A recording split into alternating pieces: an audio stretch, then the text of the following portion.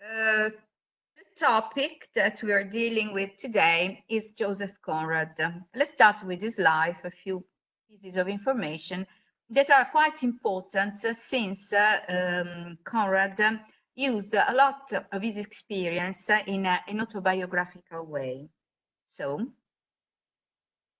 first of all, he wasn't English. He was born in Poland, now Ukraine. And what's strange is that he learned English not as a mother tongue speaker, as a foreigner, but his English is considered to be perfect. Maybe because he studied it, he learned it later, but the way he writes is one of the best. So even if you're not a mother tongue speaker, you can be a great writer. Then, when he was just 16, so a young boy, he started traveling on ships. And he worked especially on French ships. Then, in 86, he was much older, he became a master mariner in the British merchant service. So he started working for Britain. And at the same time, he became a British subject, naturalized British subject. So he has a citizenship. He traveled everywhere, especially in the Far East and Africa. Then he was older when he started writing about his experiences, especially in Africa and in Malay archipelago, but in Africa in particular is what we are studying today. And he died in England. Literary production. Andrea dell'Edera. Cos'è che ti fa ridere? Conrad? Spegnilo. Allora, sentite, se a voi non serve, io smetto, vi do quello che dovete fare, lo fate da soli. Conrad wrote 13 novels, 2 volumes of memoir. What are memoir? Autobiographical pieces, and 28 short stories, all in English. His life at sea, remember the preposition at, his life at sea provided the background, so it was the setting for most of his writers. He was loved by also other writers, but it wasn't financially successful. So even if now he's extremely famous, he didn't have much money as the result of his writing activity. Novels that are widely known are Lord Jim, Nostromo, The Secret Agent, and there are films that are taken from this, and especially the novella, so short story, Heart of Darkness, dating 1902. And that's what we are focusing on, Heart of Darkness. Also, the structure is strange because there is an outer narrator that says that the protagonist, Marlowe, the principal narrator, is sitting on a boat on the River Thames and is telling the others about his experiences, okay? And in particular about the story of a journey on a river that is the Congo River. Remember that in English, the Congo refers to the river. Congo refers to the state, to the geographical area, okay? Because in English, the is used with rivers. So, this river journey had the aim of rescuing, saving an ivory trader who had disappeared. And the name of this ivory trader is Kurtz, remember. So, Marlowe works for a Belgian company. And so he has to go to the Congo, so to the river Congo, on a steamer. What is a steamer? Is a particular kind of ship that is moved by steam. What's Marlowe's experience? Is terrified by the greed, avidità, of the ivory traders. And also by the fact that they exploit the people living there, the indigenous people. But then, while he's moving towards the heart of Congo, he hears pieces of news about, hears information about Kurtz, Mr. Kurtz. Mr. Kurtz was the best agent. He used English in a marvelous way, was fascinating when he spoke. He was kind of beacon of light, faro di luce, and reflected the best values of Western civilization. But he had set up his camp in the very heart of Ivory Country, so in the center of Congo. And the problem is that while being there, he had fallen ill, but not only. We'll see that it's not only physical illness, which also exists, but also that he has gone mad. Okay? So, when Marlowe arrives at Kurt's station, he is more and more overwhelmed by terror. Terror that is intensified by the mystery of the surrounding forest and by the native people that he doesn't understand. He doesn't know anything about the costumes of these people, so he's afraid. It is as if, as he moves towards the heart of Africa, this feeling of terror starts seizing him. This journey, is like traveling back to the earliest beginnings of the world. In the meanwhile, there is also a real danger because his ship is also attacked by groups of people that are aggressive and that are hostile towards him. Not only, also a member of the crew is killed.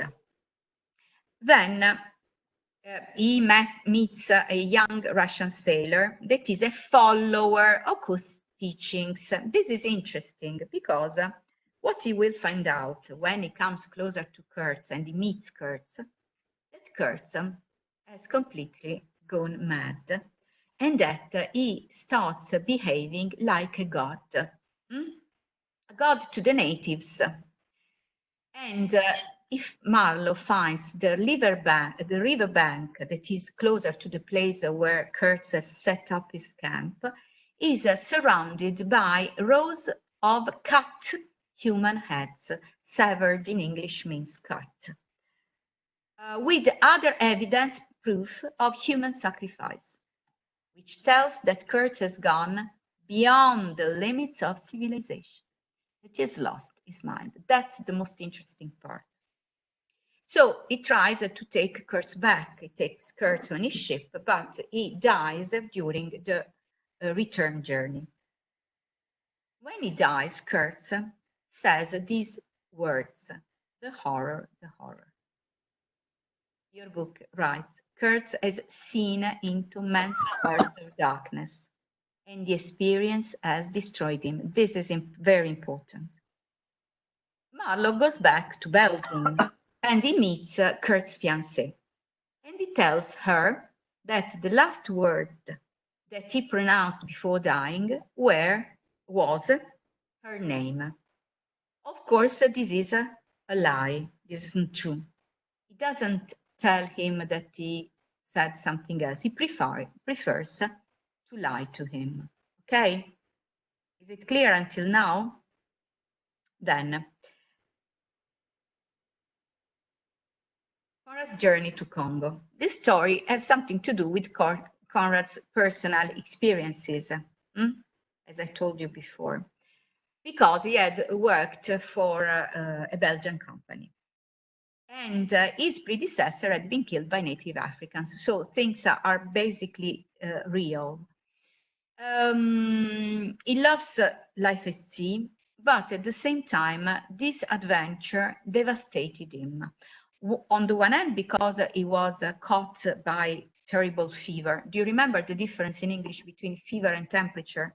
Fever is when temperature is very high and you start even hallucinating. So he was about to die. Then, when he returned to Europe, he wrote in a letter, I'm still plunged, sprofondato, in deepest night, and my dreams are only nightmares. It is as if this experience has been a real shock to him, a traumatic experience. The historical background of the story is that King Leopold II of Belgium had given the possibility to a lot of companies to manage the Belgian Congo resources in his own name, and also to use private armies to exploit these raw materials. So civilization is just a lie, a pretense, because the real idea is to exploit millions of Africans and even kill them, because what Western people, these trading companies, were really interested in was to have especially ivory that at the time was extremely precious. Stylistic features. Conrad learned English as an adult, but because of this, he has constant awareness of language. He pays a lot of attention to what he writes, and he writes marvelously. From a certain point of view, he's not a modernist, 100% modernist. Also because of the age when the period when he wrote these works, but it makes him a kind of predecessor of modernism because of the importance that he gives to style and language, and also because he uses figurative language to create evocative atmospheres. On the other hand, it's quite realistic in the description. Narrative technique is also original because there is a first-person narrator who introduces Marlowe that tells the story. So it's even here you have at the beginning kind of Chinese box structure, a narrator that gives voice to Marlowe that tells the story from his own point of view. The style distorts our perception of time, of the time frame, and that's modernist too. Instead of being just chronologically, we have moments in which there are flash forwards and flashbacks. So it's not chronologically organized. Also because present, past, and future time are always present in Marlowe's mind. So this river takes on a hallucinatory quality because it's like a voyage back to prehistoric time, but not only, because it's also a voyage into one's own unconscious drives. It is as if Kurtz went into the heart of Africa, and Africa is dark, and the title of the book is Heart of Darkness, is seen something. First, the real darkness is not the darkness of the indigenous people. It's the darkness that lies behind the facade of Western civilization that hides greed and desire to exploit and ruthlessness. At the same time, he has seen inside his own heart as a human being, and he has found out that even his heart is full of desire for violence, greed. He wants to be God. All the worst doesn't belong only to Western civilization as a whole, but also to the individual, to him, to Kurtz as an individual.